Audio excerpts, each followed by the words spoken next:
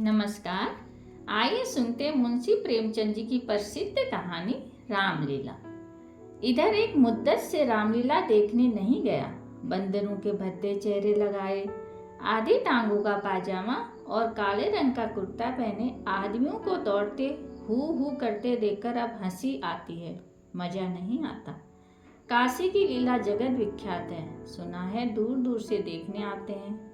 मैं भी बड़े शौक से गया, पर मुझे तो वहाँ की लीला और किसी वज्र देहात की लीला में कोई अंतर दिखाई नहीं दिया। हाँ, रामनगर की लीला में कुछ साज सामान अच्छे हैं, लेकिन एक जमाना वह था जब मुझे भी रामलीला में आनंद आता था। आनंद तो बहुत हल्का सा शब्द है, वह आनंद उन्माद से कम न था। संयोगवश इन दिनों मेरे घर के बहुत थोड़ी दूरी पर रामलीला का मैदान था, और जिस घर में लीला पात्रों का रूप रंग भरा जाता था वह मेरे घर से बिल्कुल मिला हुआ था। 2 बजे दिन से पात्रों की सजावट शुरू होने लगती थी। मैं दोपहर से वहां जा बैठता और जिस उत्साह से दौड़ दौड़ कर छोटे मोटे काम करता, उस उत्साह से तो आज अपनी पेंशन भी लेने नहीं जाता। एक कोठरी में राजकुमारों का श्रृंगार होता था। उनकी देह में राम रच पीस कर पोती जाती, मुंह पर पाउडर लगाया जाता और पाउडर के ऊपर लाल, हरे, नीले रंग की बुनकियां लगाई जाती थी। सारा माथा, भौहें, गाल, ठोड़ी बुनकियों से रच उठती थी। एक ही आदमी इस काम में कुशल था। वही बारी बारी से तीनों पात्रों का श्रृंगार करता था। रंग की प्याली में पानी लाना, राम रच पीसना, पंखा झलना मेरा काम था। जब तैयारियों के बाद विमान निकलता तो उस पर रामचंद्र जी के पीछे बैठकर मुझे जो उल्लास, जो गर्व, जो रोमांच होता था, वह अब लाट साहब के दरबार में कुर्सी पर बैठकर नहीं होता। तब ऐसा मालूम होता था कि मैं स्वर्ग पर बैठा हूँ। निषाद नौका लीला का दिन था। मैं 2-4 लड़कों के बहकावे में आकर गुल्ली डंडा खेलने गया। आज श्रृंगार देखने न गया। विमान भी निकला, पर मैंने खेलना न छोड़ा। मुझे अपना दांव लेना था। अपना दांव छोड़ने के लिए उससे कहीं बढ़कर आत्मत्याग की जरूरत थी, जितना मैं कर सकता था। अगर दांव देना होता तो मैं कब का भाग खड़ा होता, लेकिन पदाने में कुछ और ही बात होती है। खैर, दांव पूरा हुआ। मैं सीधे नाले की तरफ दौड़ा। विमान जल तट पर पहुंच चुका था। मैंने दूर से देखा, मल्लाह किश्ती ले आ रहे हैं। दौड़ा, लेकिन आदमियों की भीड़ में दौड़ना कठिन था। आखिर जब मैं भीड़ हटाता, प्राणपण से आगे बढ़ता, घाट तक पहुंचा तो निषाद अपनी नौका खोल चुका था। रामचंद्र पर मेरी कितनी श्रद्धा थी। मैं उनसे पाठ की चिंता न करके उन्हें पढ़ा दिया करता था, जिससे वह फेल न हो जाए। मुझसे उम्र में ज़्यादा होने पर ही वह नीची कक्षा में पढ़ते थे, लेकिन वही रामचंद्र नौका पर बैठे इस तरह मुंह फेरे चले जाते थे मानो मुझसे जान पहचान ही नहीं। मैंने निश्चय किया था कि अब रामचंद्र से कभी न बोलूँगा, न कभी खाने की चीज़ ही दूंगा। लेकिन ज्यों ही नाले को पार करके वह पुल की ओर से लौटे, मैं दौड़कर विमान पर चढ़ गया और ऐसा खुश हुआ मानो बात ही न हुई हो। रामलीला समाप्त हो गई थी। राजगद्दी होने वाली थी, पर न जाने क्यों देर हो रही थी। शायद चंदा कम वसूल हुआ था। रामचंद्र की इन दिनों कोई बात न पूछता था। न तो घर जाने की छुट्टी मिलती थी, न भोजन का ही प्रबंध होता था। चौधरी साहब के यहाँ से एक सीधा कोई 3 बजे दिन को मिलता था। बाकी सारे दिन कोई पानी को भी न पूछता। लेकिन मेरी श्रद्धा अभी तक ज्यों की त्यों थी। मेरी दृष्टि में वह अब भी रामचंद्र ही थे। घर पर मुझे खाने की जो चीज़ मिलती वह लेकर मैं रामचंद्र को दे आता। उन्हें खिलाने में मुझे जितना आनंद मिलता था, उतना खाने में कभी न मिलता था। कोई मिठाई या फल पाते ही बेतहाशा चौपाल की ओर दौड़ता। अगर रामचंद्र वहाँ न मिलते तो उन्हें चारों ओर तलाश करता, और तब तक वह चीज़ उन्हें न खिला लेता, मुझे चैन न आता था। खैर, राजगद्दी का दिन आया। रामलीला के मैदान में एक बड़ा सा सामियाना तन गया। उसकी सजावट की गई। वेश्याओं के दल भी आ पहुँचे। शाम को रामचंद्र की सवारी निकली और प्रत्येक द्वार पर उनकी आरती उतारी गई। श्रद्धानुसार किसी ने रुपये दिए, किसी ने पैसे। मेरे पिता पुलिस के आदमी थे, इसलिए उन्होंने बिना कुछ दिए ही आरती उतारी। इस वक्त मुझे जितनी लज्जा आई उसे बयान नहीं कर सकता। मेरे पास उस वक्त संयोग से 1 रुपया था। मेरे मामा जी दशहरे के पहले आए थे और मुझे 1 रुपया दे गए थे। उस रुपये को मैंने रख छोड़ा था। दशहरे के दिन भी उसे खर्च न कर सका। मैंने तुरंत वह रुपया लाकर आरती की थाली में डाल दिया। पिताजी मेरी ओर कुपित नेत्रों से देखकर रह गए। उन्होंने कुछ कहा तो नहीं, लेकिन मुझे मुंह ऐसा बना लिया जिससे प्रकट होता था कि मेरी इस धृष्टता से उनके रौब में बट्टा लग गया। रात को 10 बजते बजते यह परिक्रमा पूरी हुई। आरती की थाली रुपयों और पैसों से भरी हुई थी। ठीक तो नहीं कह सकता, मगर अब ऐसा अनुमान होता है कि 400-500 रुपये से कम न थे।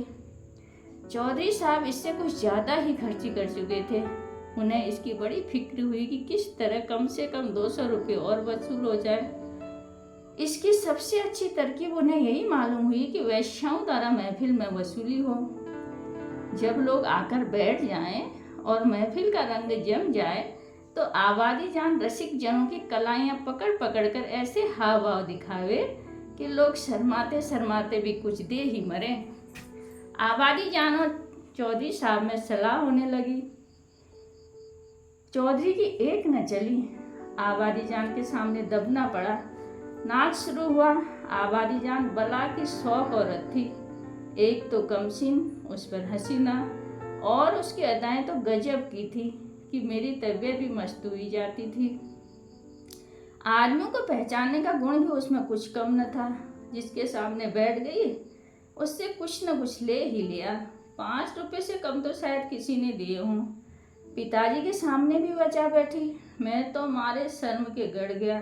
जब उसने उनकी कलाई पकड़ी तब तो मैं सहम उठा।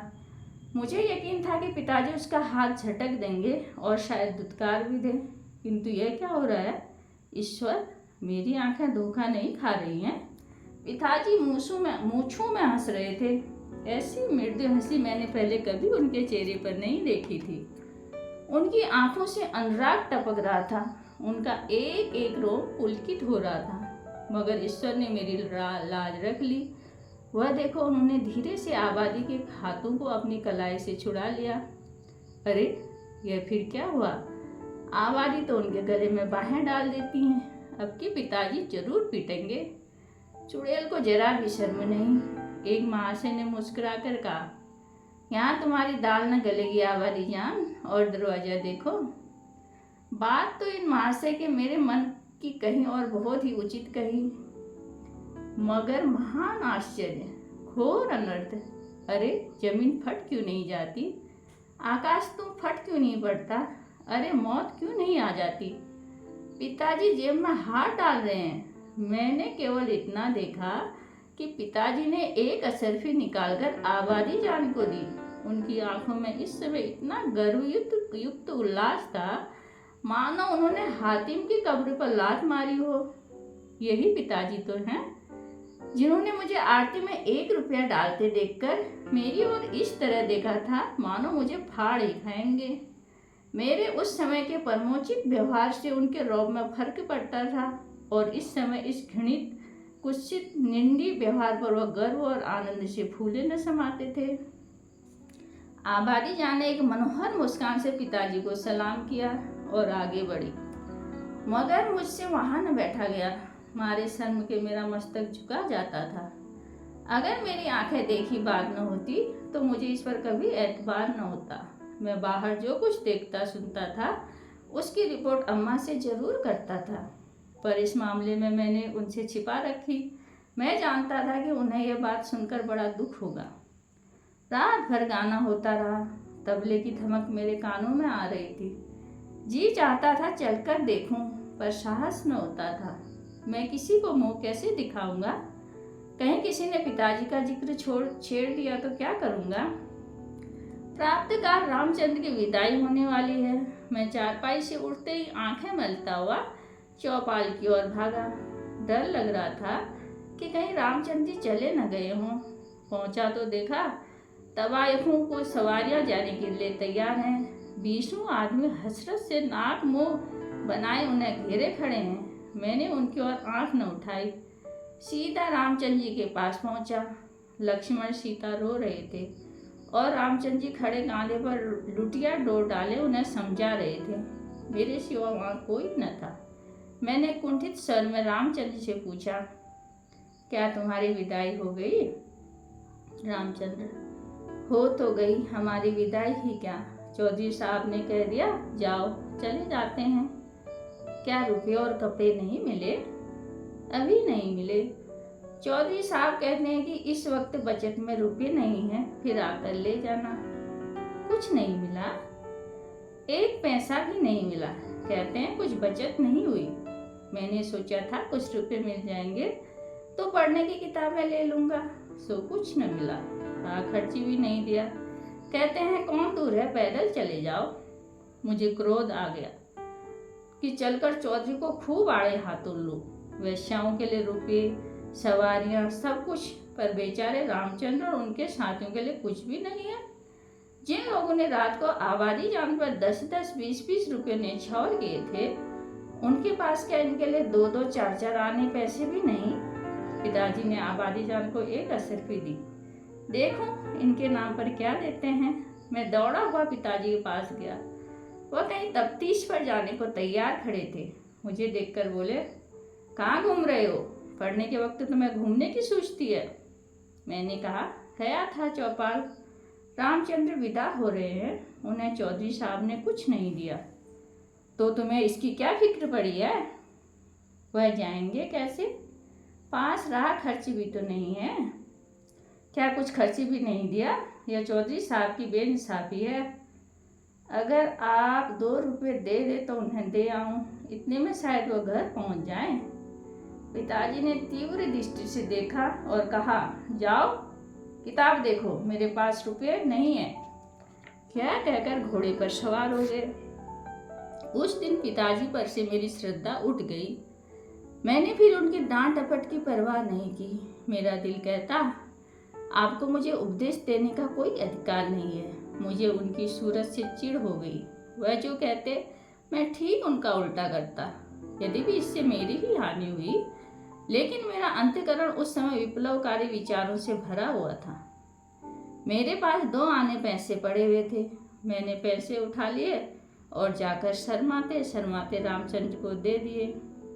उन पैसों को देकर रामचंद्र को जितना हर्ष हुआ, वह मेरे लिए आशातीत था। टूट पड़े, मानो प्यासे को पानी मिल गया। वह 2 आने पैसे लेकर तीनों मूर्तियां विदा हुई। केवल मैं हुई उनके साथ कस्बे से बाहर पहुंचाने आया। उन्हें विदा करके लौटा तो मेरी आंखें सजल थीं, पर हृदय आनंद से उमड़ा हुआ था। धन्यवाद।